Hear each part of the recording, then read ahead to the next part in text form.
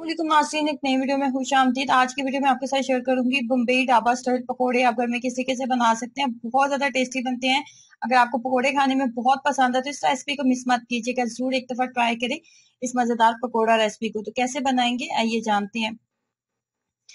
सबसे पहले एक कप के करीब हम बेसन लेंगे। एक कप बेसन लेंगे, और अगर आप एक कप बेसन ले रहे हैं तो हाफ कप आप चावल का आटा लेंगे, या फिर आप कॉर्नफ्लोर का इस्तेमाल कर लें। कॉर्नफ्लोर या चावल का आटा, एक कप बेसन और हाफ कप मैंने चावल का आटा इस्तेमाल किया। हाफ कप चावल का आटा लेने के बाद मजीद हम इसके अंदर ऐड करेंगे पालक।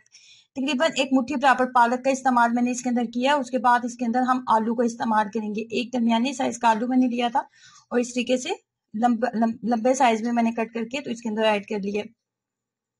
उसके बाद इसके अंदर डालेंगे साबुत जीरा। साबुत जीरे का बहुत मजे का टेस्ट आता है। साबुत जीरा इसके अंदर डालेंगे।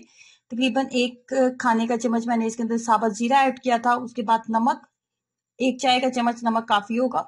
उसके बाद जी इसके अंदर जाएगा चिली फ्लेक्स, 2 चाय के चम्मच मैंने चिली फ्लेक्स ऐड किया था।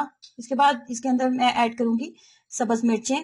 2 से 3 सब्ज मिर्चें ली थी दरमियाने साइज की, और थोड़ा मोटा मोटा कट करके ऐड कर देंगे। उसके बाद एक छोटे से साइज का प्याज भी ऐड करेंगे। तमाम चीजें ऐड करने के बाद इसके अंदर एक चीज रहेगी, और वो है जी मीठा सोडा, जिसको बेकिंग सोडा कहा जाता है। बेकिंग पाउडर नहीं डालना, बेकिंग सोडा ऐड करेंगे। 2 चुटकी बराबर आप डाल लें, और उसके बाद थोड़ा सा पानी ऐड करेंगे। थोड़ा सा पानी ऐड करके मैंने इसको छोड़ दिया था, क्योंकि आलू और पालक जो है वो अपना पानी भी छोड़ेंगे। बहुत ज्यादा हमने इसको लिक्विड नहीं करना, बहुत ज्यादा हमने इसको जो पतला नहीं बनाना, बहुत ज्यादा पानी का इस्तेमाल हमने इसके अंदर नहीं करना। चूल्हे पे मैंने कढ़ाई जो है वो रख दी है।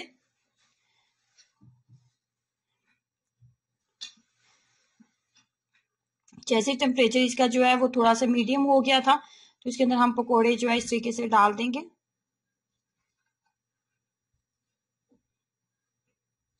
आसान और सादा रेसिपी होने के साथ साथ बहुत ज्यादा टेस्टी बनती है।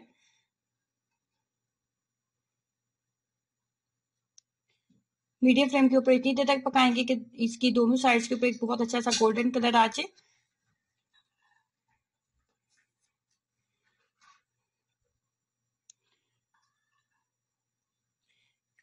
क्रिस्पी और मजेदार पकोड़े, बम्बई ढाबा स्टाइल पकोड़े जो हमारे तैयार हो चुके हैं। देखने में जितने टेस्टी लगते हैं, खाने में इससे कहीं ज्यादा मजे के बने थे। सो ट्राई करें इस आसान और सादा सी पकोड़ा रेसिपी को। अपना एक्सपीरियंस मेरे साथ जरूर शेयर करें। वीडियो को लाइक करना, चैनल को सब्सक्राइब करना मत भूलें। अल्लाह हाफिज।